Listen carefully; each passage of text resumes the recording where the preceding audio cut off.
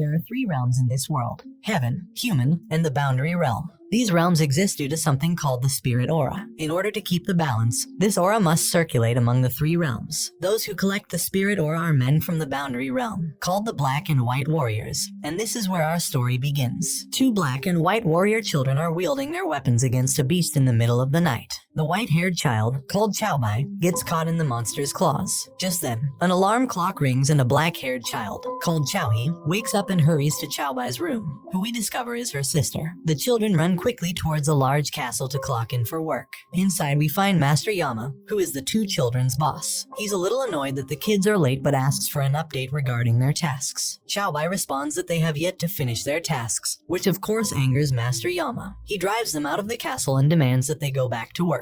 The siblings board the ship to the human realm where they meet other black and white warriors. The ship takes them to the human realm, where we see a child in a dark alley getting beaten up by multiple men who are trying to squeeze money out of him. This child has superhuman strength and takes out the very last man standing in his way. As soon as he does, Heibai and Chowhee arrive and immediately notice this child is possessed with a wandering spirit. The warrior children take their weapons out but are slightly alarmed at the power of the spirit before them. They opt for Plan B, which is to take a defensive and an almost escapist approach to fighting, and tire out their opponent. They actually run away from the fight and try to seek help from the spirit hunt team, but the wandering spirit catches up to them. The 2 are then taken away by an unknown force in the spirit, who is now the beast from earlier, which follows them to a nearby rooftop. Heibai gets clawed, but Chowhee catches her before she falls to the ground. The monster gears up to attack the kids, but another warrior blocks the attack and helps the kids fight the beast. The wandering spirit eventually gets defeated, and the woman who helped them flees without a trace. Bai Long, who is a powerful spirit hunter, locks in on more wandering spirits escaping from a sealed area. Him and his team scramble to strengthen the seals and inform the palaces in other realms at once. Meanwhile, Heibai and Chowhee get scolded by Master Yama for not being able to defeat the wandering spirit. He threatens to fire them, but the 2 aren't even listening to his sermons. Suddenly, Zhang Kui, a 10-hell general, arrives at Master Yama's place. It is revealed that he's the kid's caretaker, and even goes so far as to jokingly ask Master Yama if they can stay at his house for the time being. As Yama's secretary, called Sha, gives another task to the children, Zhang reports that the seal of Tianchai will break soon. We then cut back to the human realm again, and the kids watch over a cartoonist as he works on a manga. As it turns out, the children are there to escort this man's soul to the boundary realm, but need to make his death an accident. While looking for flower pots to drop on his head, they spot the man getting into a cab and quickly follow him. Meanwhile, under the sea, the seal starts to break. The children follow the guy as he tries submitting his finished manga to a publisher. Dressed as a homeless person, Chowhee tries to keep him in place as Heibai looks for a flower pot. The man gives the boy money, but Chowhee refuses, saying that it won't even buy him a meal. The man gives him a sandwich instead, and leaves him just as Heibai comes back to tell her brother she can't find any flower pots in the office building. The man's manga isn't accepted by the editor for a multitude of reasons, but the man stands up for himself and his story.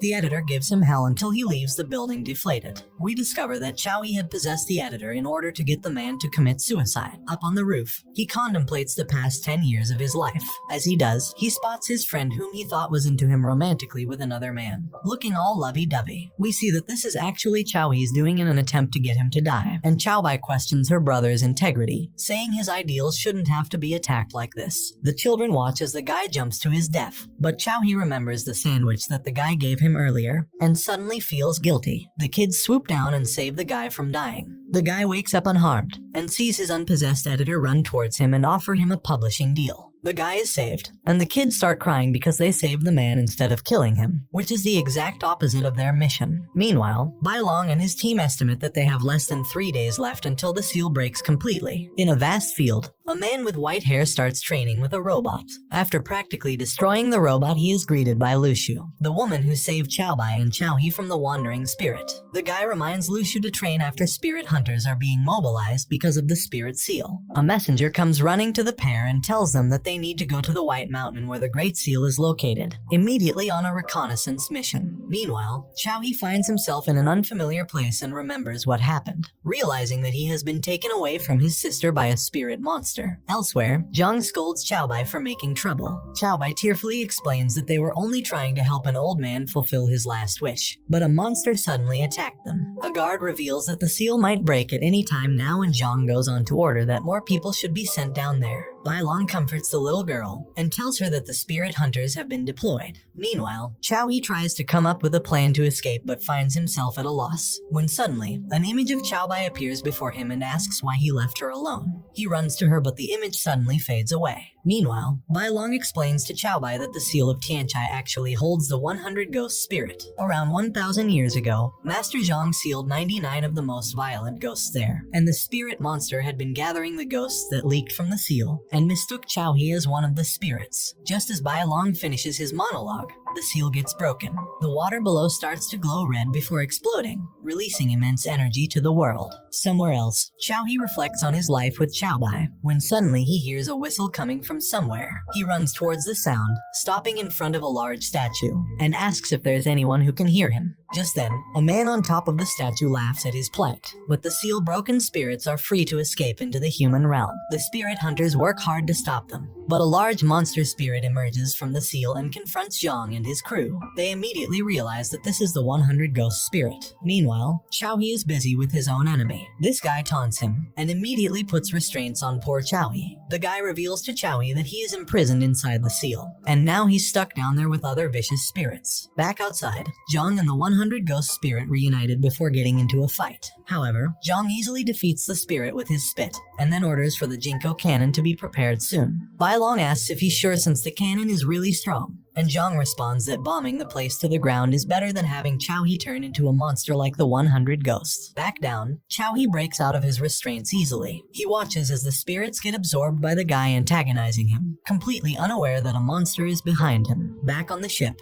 Zhang says that he'll rescue Chao He. Lu Shu appears and Zhang entrusts Chao Bai with her care, before instructing Bai Long to launch the Jinko cannon and destroy the Great Seal if he's not back in 1 hour. Zhang jumps into the seal to find Chao He. Chao He easily defeats the monster sneaking up behind him. He is attacked by the man, who finally introduces himself as San Wuzi. He seems to know Chao He personally, even calling him by his real name, Wang Heng, which of course shocks the boy. Wuzi continues to attack Chao He, even getting a spirit to wrap itself on the boy's body. Chao He breaks free and in the process absorbs the spirit in his body. With spirits escaping at an alarming rate, Zhang goes straight for the seal's opening but is stopped by enemies who want revenge. Back down, Chao He keeps absorbing spirits into his body. Wuzi watches the whole thing unfold, while stating that Chao He needs to eat more spirits to get strong and join his team once more.